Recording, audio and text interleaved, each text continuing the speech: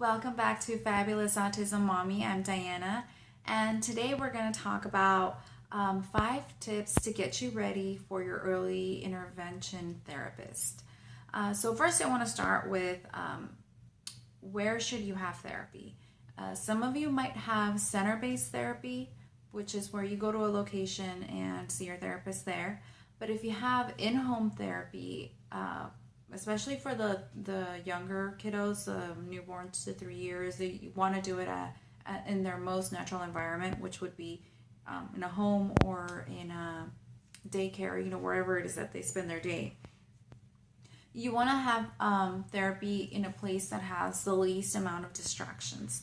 So preferably somewhere where there's not a ton of toys.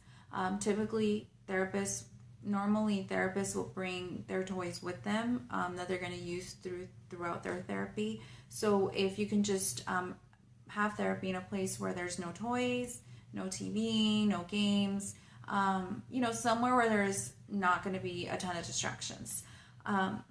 Additionally, if you have a kiddo that runs away a lot, you might want to consider having therapy in a bedroom where you can put a baby gate on the entrance so that the child's not running away.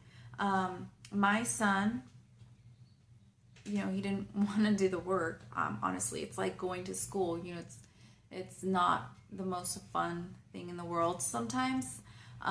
So he'd get up and run away. And I kind of thought, having therapy upstairs in his bedroom was going to be the best way to go about it because we had a little baby gate on there. When we first started therapy, we started therapy downstairs, and I was present throughout the whole time. And it just kind of got him to know his therapist, and I got to know his therapist. And then after some time, it really helped to transition him into a place where he couldn't run away, and I didn't need to be there all day, every second of therapy. So that's tip number 1. What should you do before your therapist arrives? So tip number 2 is going to be make sure that you stop playing or watching TV or playing on a video game or a tablet, whatever it is that your child likes to do and it's really highly preferred. You should stop that about 10 minutes before the therapist gets to your house, just because you don't want your child to associate therapy with stopping fun. You don't want them to think like, oh, my therapist is here, it's gonna be boring, they're gonna take away my TV and it's all the therapist's fault, because you don't want the therapist to be like the bad guy. You want to be the bad guy always. You want to be the one to be the funsucker. So just make sure you try to stop all of that before they arrive. With that said, if they're in the middle of eating, you do not want to stop them from eating. So just let them eat, and the therapist will arrive, and they'll just sit down and wait for your child to be done. So you do want to make sure that before the therapist arrives, you feed them, you change their diaper, and just prepare them to have a nice little session with their therapist, uninterrupted if possible. If you can, you should also just make sure that they're calm and, ready to learn. I don't know, I noticed that Eli does really well with classical, like piano music. So that, I noticed that usually kind of not tunes it, but kind of just relaxes him. So I like to do that when I notice that he's a little too high strung or whatever. Therapist care bin. So you are your therapist's client, and they're here to help you and serve you and help your child. So I kind of just made this little bin to show them that I think about them and that I want them to be well taken care of. So I made this little bin that has tissues, wipes, paper towels, water. I put some granola bars, and I think I had a charger at one point in here too.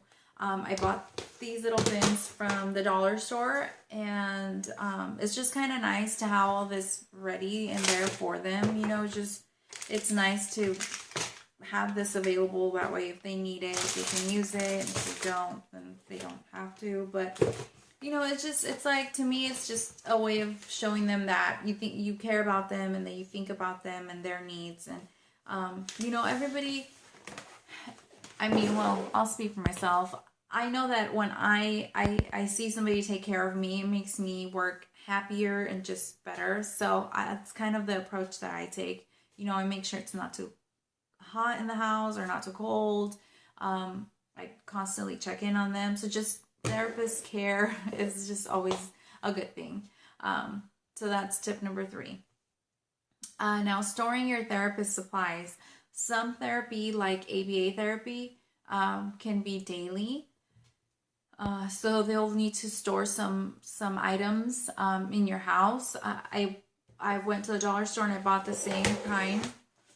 I bought 4 of these. One was for their stuff, and then the other one was for the therapist to use however they needed to use them. And I also made sure to keep all of their supplies away from all the kids, so that they're not messing around with them or, you know, damaging it or anything like that. Last but not least, tip number 5.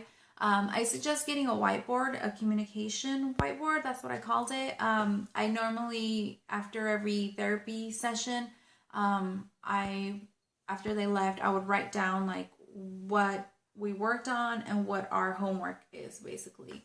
And that's mostly for the therapist that you see once a week. Usually they're the ones that will have something for you to do during the week while they're gone, since they only see your child for 1 hour a day. 1 hour a week. It's super important that everybody in the family is aware of what you're working on and what the homework is. So just to give you an example, we had speech therapy once a week, and when Eli first started speech therapy, we did a lot of sign language. So one of it was like help. So I wrote it on there, and then everybody just kind of knew like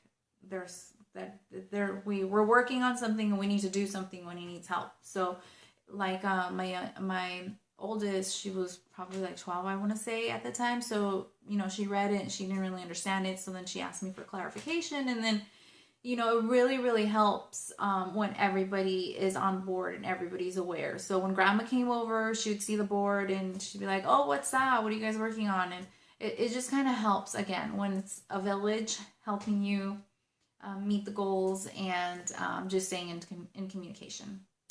So that's all for today. I hope this was helpful. And if you have any questions, comments, concerns, let me know in the comments box below. I'll see you guys next time. Stay fabulous. Bye.